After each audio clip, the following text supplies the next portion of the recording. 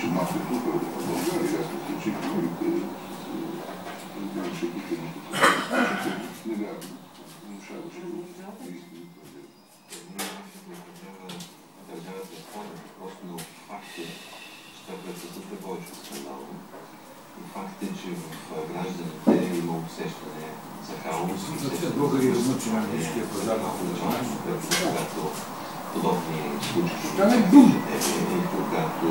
Ще има гръмнати министри.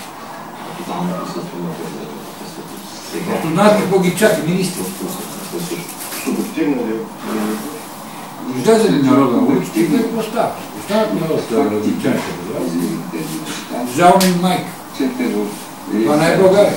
В Сърбия да допуснат магазин на левче, китайци, араби, втора употреба, бухуци. Знаеш какво стане в Сърбия?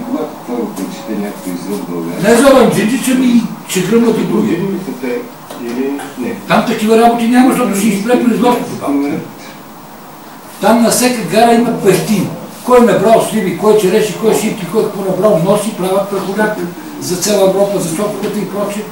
И са номер едно. Няма човек без работа и без пари да ходи. Там допуснат букуци, перални, 10 долара да трябва. Как ние да не сме кожари, бе, брат? Направо превачество.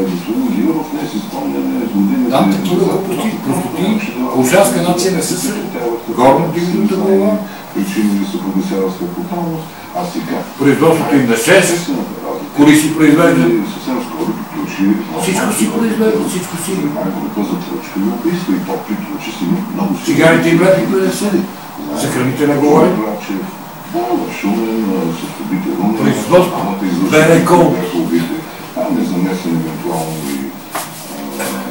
Сърбия Македония, там кошарски стоки, лепчета, превратчета. Да им спрят техните. Да вземат 6 месец, да им правят сметки за бавно, за пауза. Направо ще има картек. Те такива глупости, простоти няма.